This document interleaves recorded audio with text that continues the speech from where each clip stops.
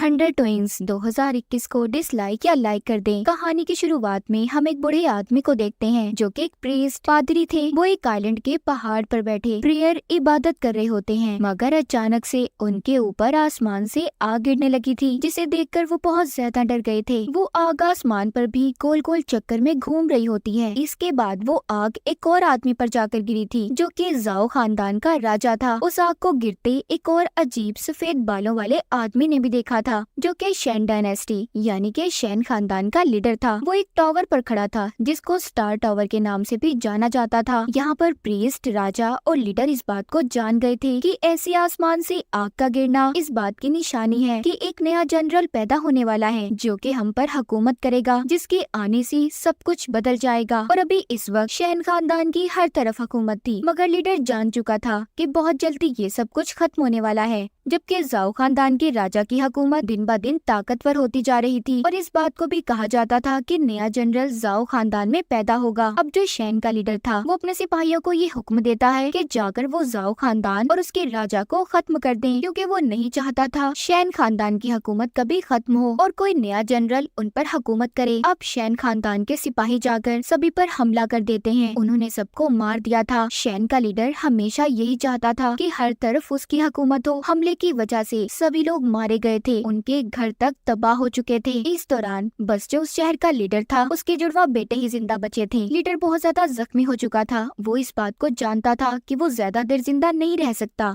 इसीलिए उसने अपने उड़ने की ताकत को अपने जुड़वा बेटों में से एक को दे दी थी। यहाँ पर शैन खानदान का लीडर भी पहुँच गया था और आकर उस लीडर को मार देता है। उसका इरादा उस लीडर के जुड़वा बच्चों को भी मारने का था, क्योंकि वो जानता था कि इन्हीं में से एक नया जनरल बनेगा। मगर तभी यहाँ पर प्रीस्ट आ जाते हैं जो हमने कहानी के शुरू में देखे थे और शैन के लीडर को ऐसा करने से रोकते हैं। उनके दरमियान में लड़ाई हो गई थी। वो दोनों लड़ते लड़ते एक अलग दुनिया में पहुंच जाते हैं। इस लड़ाई में शैन का लीडर काफी जख्मी हो चुका था, जिस वजह से वो वहाँ से चला जाता है। उधर दूसरी तरफ हम जाओ खानदान के राजा को देखते हैं जो उन जुड़वा बच्चों के पास आ गए थे। जब वो आकर देखते हैं तो उनका सारा शहर तबाह हो चुका था। उधर प्रीस्ट भी आ गए थे। प्रीस्ट राजा से कहते हैं कि तुम ही वो इंसान हो जो इन दोनों बच्चों की देखभाल करोगे, क्योंकि मैं जानता हूँ एक दिन इन दोनों बच्चों में से ही कोई एक जनरल बनने वाला है जिसकी हर जगह पर हुकूमत होगी। वहाँ पर प्रीस्ट ने दोनों बच्चों के नाम भी रख दिए थे, जिनमें से एक का नाम लीजेन और दूसरे का नाम हुआन था। इसके बाद सीन बदलता है और हमें 18 साल बाद का वक्त दिखाया जाता है। हम लीजेन को देखते हैं जो बड़ा हो गया था और अपने घर की छत पर खड़ा नकली पंख लगाकर उड़ने की कोशिश कर रहा था। उसे सब देखकर परेशान थे और उसका मजाक भी बना रहे थे, क्योंकि लीजेन अक्सर ऐसी हरकतें करता रहता था। वो उन सबको गुस्से से जवाब देता है और ये कहता है कि एक दिन मैं जरूर उड़ूंगा,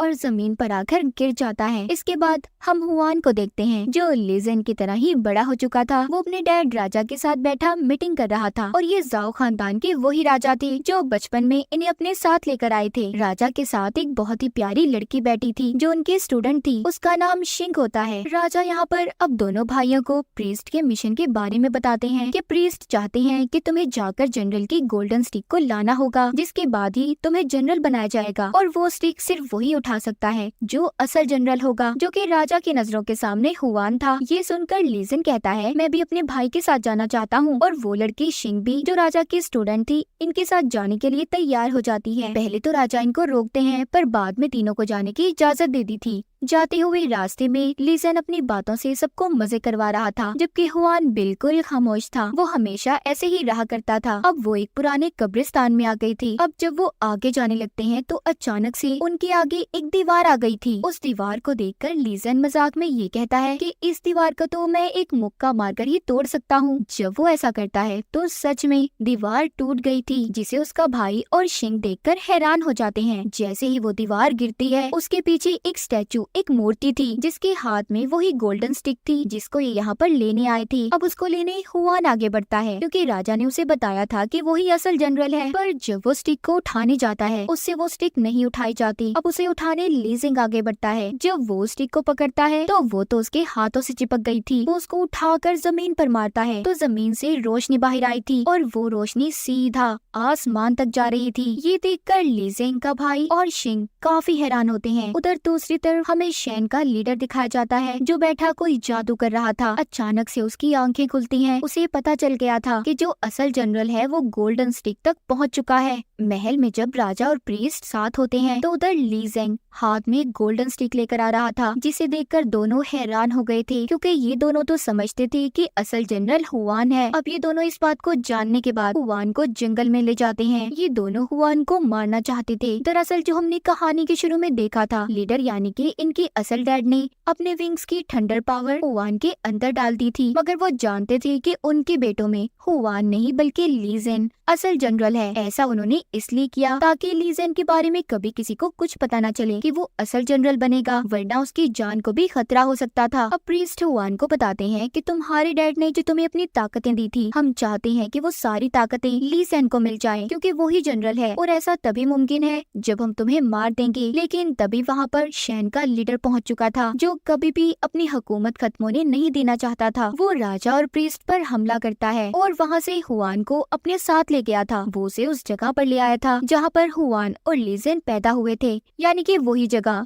जिसको इसी शैन के लीडर ने अपने सिपाहियों के साथ तबाह करवाया था। यहाँ पर वो हुआन की याददाश्त को उस वक्त में ले जाता है जब वो पैदा हुआ था और साथ ही उसे ये भी बताता है कि तुम्हारे मॉम डैड को किसी और ने नहीं बल्कि तुम्हारे सौतेले डैड ज़ाओ खानदान के राजा ने मारा था, और ऐसा उसने इसलिए किया क्योंकि वो जानता था कि तुम दोनों भाइयों में से एक जनरल होगा। ये सुनकर तो हुआन बिल्कुल टूट चुका था कि जिस राजा को अब तक उसने डैड की तरह समझा, उसने उनके असल मॉम डैड को मार दिया। शैन का लीडर अपनी चाल में कामयाब हो चुका था। अब वो हुआन से कहता है कि जो ताकतें तुम्हें तुम्हारे डैड ने दी थी उन्हें बाहर लाने की कोशिश करो, तभी तुम ज़ाओ खानदान के राजा से बदला ले सकते हो। ये सब जानने के बाद हुआन भी अब बदला लेने के लिए तैयार था। उधर ली ज़ेंग प्रीस्ट से कहता है कि आपको मुझे लड़ना सिखाना होगा ताकि मैं अपने भाई को जाकर बचा सकूं। दूसरी तरफ शैन का लीडर हुआन को ऐसी जगह पर बिठा देता है जहां पर बैठकर उसकी वो ताकतें वापस आ सकती थी जो उसके डैड ने दी थी। उधर ली ज़ेंग भी हवा में उड़ता प्रीस्ट के साथ उनकी आइलैंड पर जा रहा था। उसके साथ शिंग भी थी। उसके जाने का मकसद था ताकि वो प्रीस्ट से लड़ने की ट्रेनिंग ले सके। वो आकर अब अपनी ट्रेनिंग करना शुरू करता है। जब वो सब कुछ सीख रहा था, इसी दौरान उसे खबर मिलती है कि उसके डैड यानी कि ज़ाओ खानदान के राजा को हुआन ने अगवा कर लिया है, क्योंकि वो अपने मॉम डैड का बदला लेना चाहता था। अब ली ज़ेंग अपने डैड को बचाना चाहता था, मगर प्रीस्ट उसे जाने से रोक देते हैं और कहते हैं कि अभी तुम ठीक तरह से नहीं सीखे, तुम्हारी जान को खतरा भी हो सकता है। मगर ली ज़ेंग किसी भी तरह अपने डैड को बचाना चाहता था। अब खैर प्रीस्ट मान जाते हैं और उसे जाने की इजाजत भी दे दी थी। जाते हुए प्रीस्ट उसे एक गोल्डन ड्रैगन फ्रूट भी देते हैं जो उसके अंदर ताकत को बढ़ाने में मदद देगा। वो कहते हैं कि अगर तुम किसी मुश्किल में हो तो तुम इस फल को खा लेना। उधर दूसरी तरफ हम राजा को देखते हैं जिसको हुआन मार रहा था। जब वो राजा को अपने हथियार से मारने ही वाला था तो वहाँ पर ली ज़ेंग आ जाता है और अपनी गोल्डन स्टिक से हुआन को दूर करता है और साथ ही ये भी कहता है कि तुम्हारे पास जो हमारे डैड की दी हुई ताकतें हैं उसे तुम्हें मुझे देना होगा। मगर हुआन जो कि कुछ भी नहीं समझना चाहता था क्योंकि वो शैन के लीडर के कंट्रोल में था। यहाँ पर इन दोनों भाइयों के दरमियान में लड़ाई शुरू हो गई थी। हुआन ली ज़ेंग को मारने वाला था मगर रुक जाता है क्योंकि उसके अंदर अपने सगे भाई को मारने की बिल्कुल हिम्मत नहीं थी, इसीलिए वो वहाँ से चला गया था। अब हुआन स्टार टावर पर जाकर शैन के लीडर को बताता है कि वो ली ज़ेंग को मारने में नाकाम रहा। इस बात पर उस लीडर को बहुत गुस्सा आ गया था।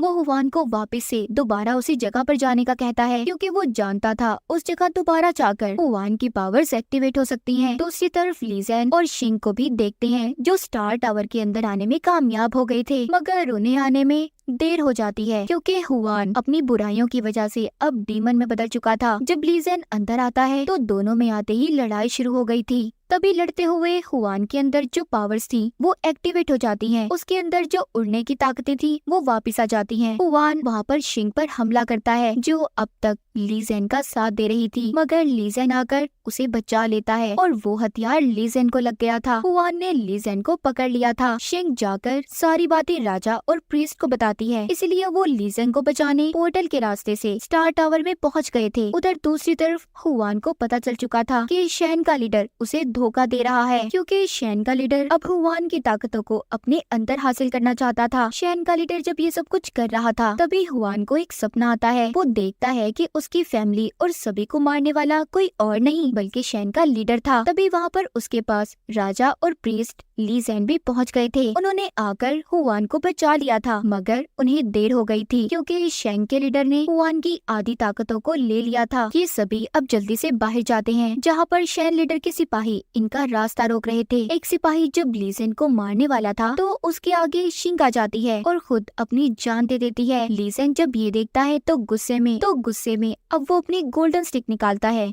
जिससे उसने सभी सिपाहियों को मार दिया था। उधर शैन के लीडर के पास आसमान को तबाह करने की ताकत आ चुकी थी। वो आहिस्ता आहिस्ता उस तूफान को आसमान की तरफ बढ़ा रहा था। प्रीस्ट जब ये देखते हैं तो ली ज़ेन और हुआन को ये सब रोकने का कहते हैं। अब हुआन ली ज़ेन का हाथ पकड़कर आसमान की तरफ लेकर जाता है, क्योंकि उसके अंदर उड़ने की ताकत आ चुकी थी। अब आसमान पर जाने के बाद उसने अपनी सारी ताकतों को ली ज़ेन को दे दिया था। सब कुछ खोने के बाद हुआन नीचे गिर जाता है और उस तूफान से टकरा गया था जो आसमान की तरफ बढ़ रहा था। इसी वजह से उसकी मौत हो जाती है। ये देखकर ली ज़ेन बहुत दुखी होता है। उसे गुस्सा आ गया था। वो यहाँ पर अपना ड्रैगन फ्रूट का इस्तेमाल करता है, जो कि उसे प्रीस्ट ने दिया था। उस फल को खाते ही वो बहुत ज्यादा ताकतवर हो जाता है। उसने उस तूफान को रोक दिया था। प्रीस्ट और राजा जान चुके थे कि एक नया और अच्छा जनरल वापिस आ गया है, जिससे चाइना अब दोबारा पुरअमन बनने वाला था, क्योंकि शैन के लीडर और उसकी हुकूमत अब खत्म हो चुकी थी। ली ज़ेन ने इस लड़ाई में अपने भाई और शिंग को तो खो दिया था, मगर अब वो जुल्म के खिलाफ लड़ने के लिए तैयार था। उसने बुराइयों को खत्म कर दिया था। और इसी के साथ इस मूवी की कहानी यहीं पर खत्म हो जाती है।